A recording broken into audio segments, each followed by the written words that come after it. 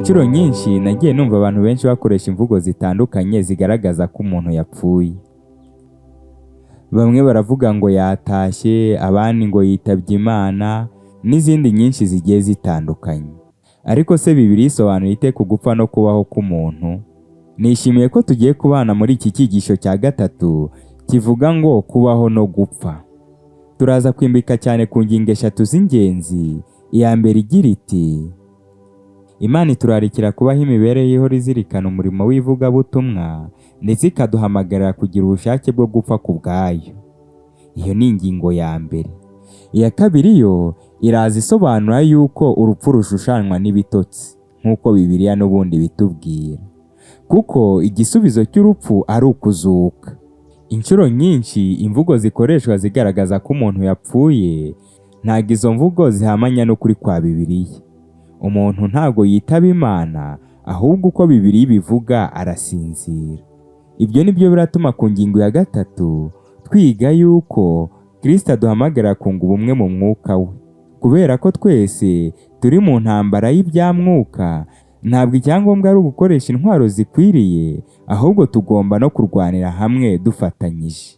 Ikaze nanone muri kumwe nanjye Iradukunda Patience. Turakwibutsa yuko buri munsi dusangira isomo ry'umurinzi ndetse na rimwe mu cyumweru tukagira incamake y'icyigisho.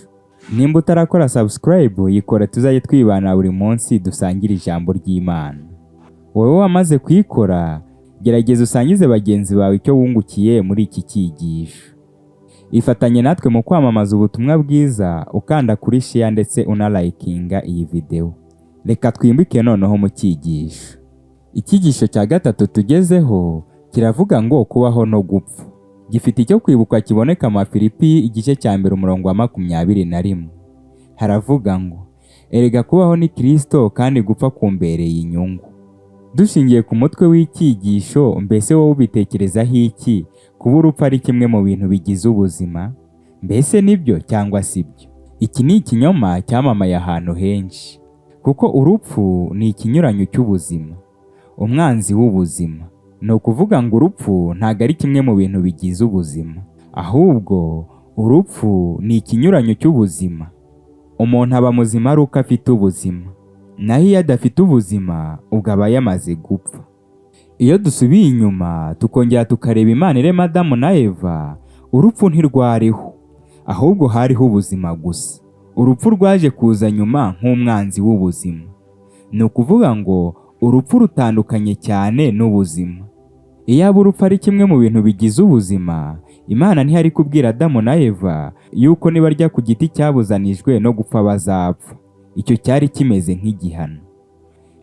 Pawulo avuga ashimangira ko Kristo yapfuye kugira ngo anyage Satani ubushobozi we wagengaga urupfu, maze avane mu buja ababubayemo kuva bakivuka babitewe no gutinya urupfu.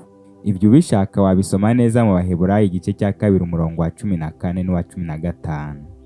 Mu magambo makeya, gutinyura urupfu dupfa ubu ngubu ni ukutiringira yuko Kristo yarunesheje. Pawulo we yari abisobanukiwe, kuko yavugaga yuko ariho ku bwa Kristo kandi gupfa kubwe bimubereye inyungu. Ni ukuvuga ngo urupfu rusanzwe ntiyari akirutinya, kuko yari ari muri Kristo kandi Kristo akaba yararunesheje. Mbese muri twe ninde udasobanukiwe ko ubuzima ari bugufi? Twese ibyo ngibyo turabizi kandi turabisobanukiwe. Ariko kubisobanukirwa gusa ntacyo byatumarira, tutibutse yuko gukora ibintu byinshi kandi bifitiye abantu benshi akamaro ari ingenzi cyane mu gihe cy'imyaka mike Imana iduha yo kurama. Ariko nanone muri ibyo byose nta kintu kizima dushobora kugeraho tudashyize imbere kunga ubumwe mu kwizera, ndetse ngo twizere Imana rurema yo ishobora byose. Niyo mpamvu umutwe wo ku ngingo yo kuwa mbere wavugaga ngo Kristo azakuzwa. Abafilipi igice cya mbere umurongo wa 19 n'uwa 20. Haravuga ngo kuko nzi yuko amaherezo ibyo bizampindukira agakiza, munsabire kandi mpabwe umwuka wa Yesu Kristo, kuko ntegerezanya ibyiringiro yuko nazakorwa n'isoni z'ikintu cyose, ahubwo nzajya ngira ubushizi bw'amanga bwose buzatuma Kristo akomeza gukuzwa n'umubiri wanjye iteka ryose nk'uko bimeze ubu, nubwo nabaho cyangwa nubwo napfa. Pawulo igihe yemeraga kuba umwigishwa wa Yesu Kristo, yari azi neza yuko akebo Yesu bamugereyemo ari nako nawe bazamugereramo. Akarengane, gukubitwa, gufungwa, kwicishwa inzara, kwicishwa inyota ndetse n'ibindi, ako karengane kose yemeye kukihanganira kuko yari azi neza yuko umubiri we ubereho gukuza Yesu Kristo. Kugira inzara n'inyota, kwicwa n'imbeho n'ibindi bimeze nkabyo, ibyo ntibyari bihangayikishije Pawulo cyane. Ahubwo hari ikintu avuga cyari kimuhangayikishije mu rwa kabiri rw'Abakorinto igice cya 11 umurongo wa 28.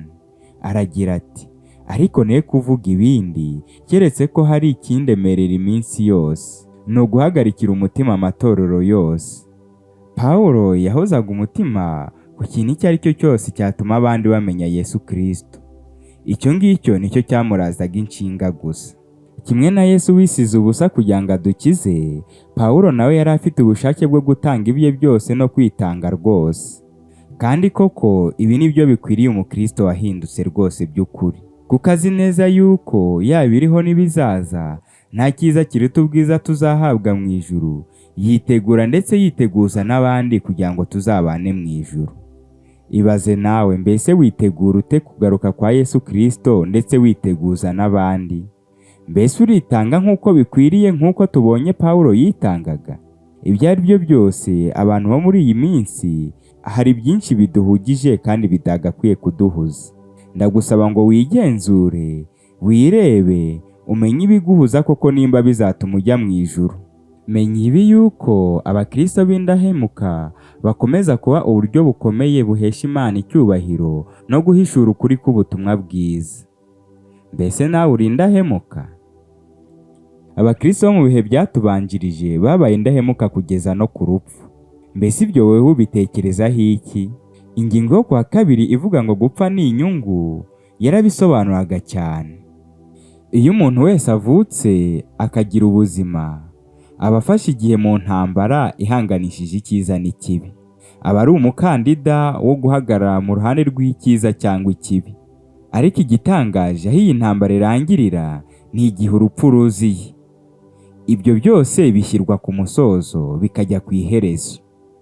Urwa kabiri rw'Abakorinto igice cya 10 umurongo wa 3 n'uwa 4 haravuga ngo, nubwo tugenda dufite umubiri w'umuntu ntiturwana mu buryo bw'abantu, kuko intwaro z'intambara yacu atari iz'abantu, ahubwo imbere y'Imana zigira imbaraga zo gusenya ibihome no kubikubita hasi.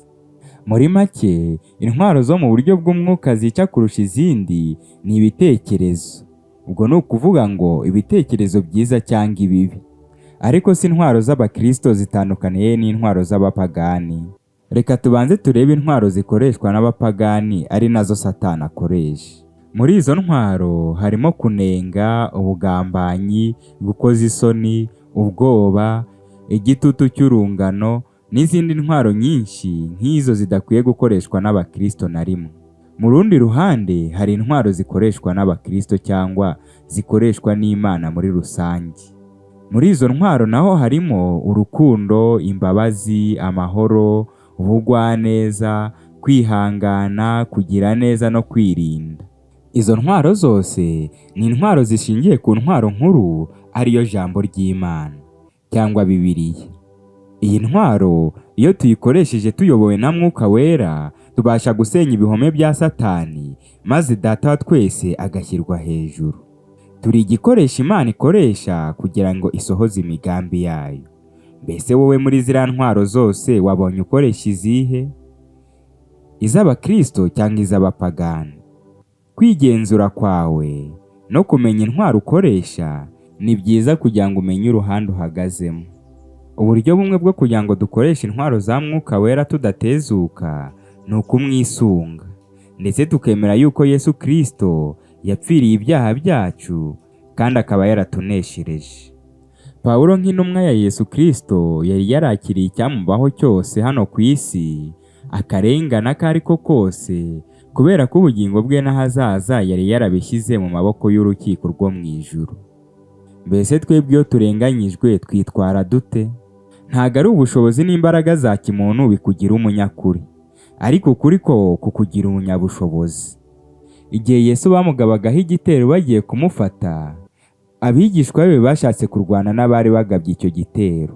Ariko Yesu arababwira ati, intambara turwana si iy'iyi si, ahubwo intambara turwana ni iy'ibya mwuka.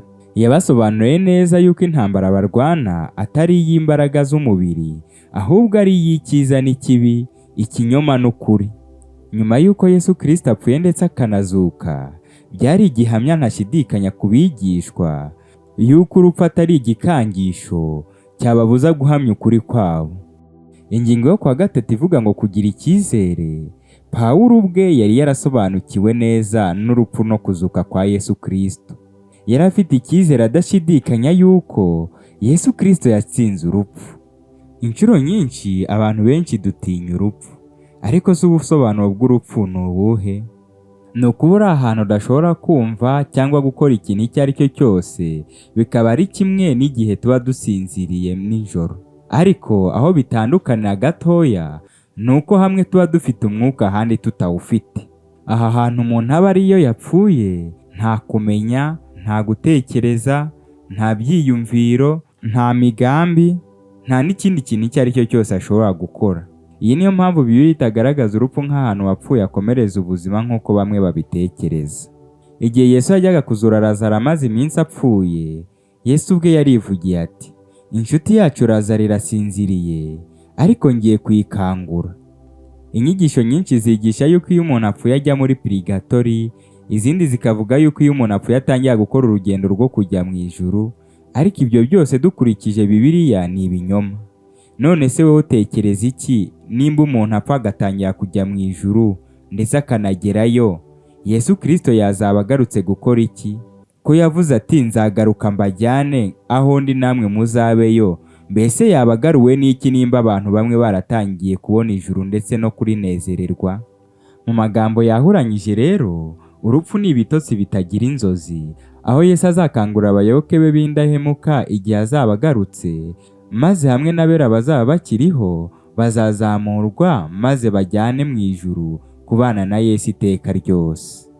Kwa kane twari dufite ingingo ivuga ngo muhagarare mushikamye mu bumwe.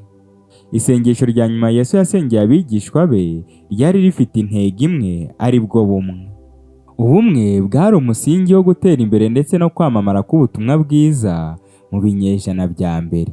Satani azi neza yuko abana b'Imana nibabura ubumwe ntacyo bazigezaho. Yesu ajya kubishimangira neza, yavuze ko turi umubiri umwe. Nk'uko urugingo rumwe rukenera urundi kugira ngo ibikorwa by'umubiri bigende neza, ni nako ubumwe bukenewe. Mu magambo makeya, Kristo yasobanuye neza imico dusabwa kugira ngo twunge ubumwe kandi tube abaturage beza b'ijuru.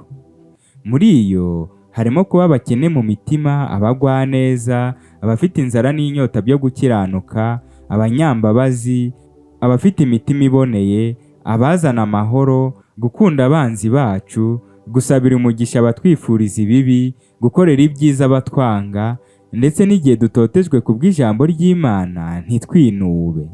Muri make ibyo byose ushobora kubikubira mu ngingo imwe, ariyo gukora ibyo gukiranuka no gukunda kubabarira no kugendana n'Imana wicishije bugufi.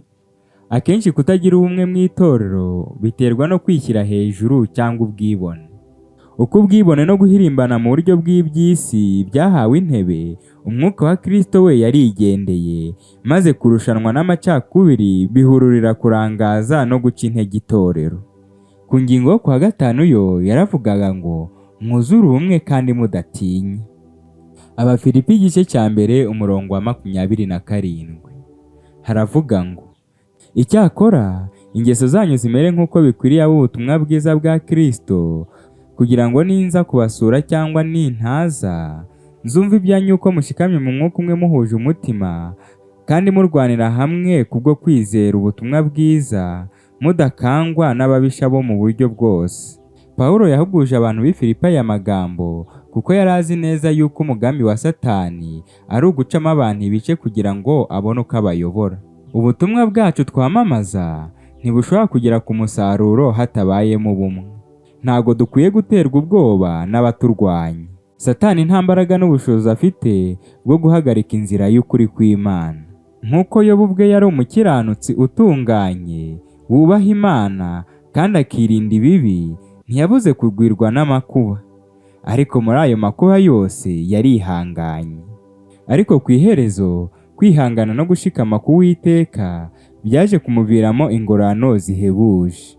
Mbese nawe ujya usubirisha ibigeragezo iri jambo rivuga riti nzi uwo nizeye uwo ari we?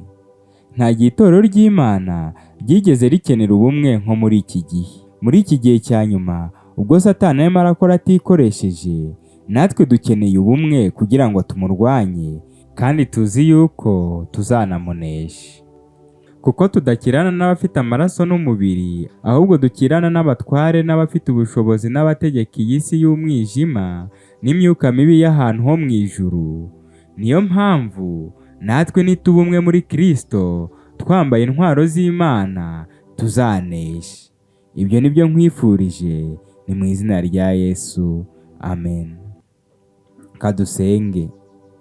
Uwiteka ushobora byose, turaguhimbaje. Duha umwuka n'umutima w'ubumwe, dukore Mwami ibihwanye no gushaka kwawe. Ibyo ni byo tukwatse, ni mu izina rya Yesu. Amen. Ndongera kukwibutsa yuko buri munsi hano tubagezaho isomo ry'umurinzi, ndetse na rimwe mu cyumweru tukabagezaho incamake y'iki cyigisho. Dufashe kwamamaza ubutumwa bwiza ukora subscribe, share na like, maze dutebutse kuza kwa Yesu Kristo.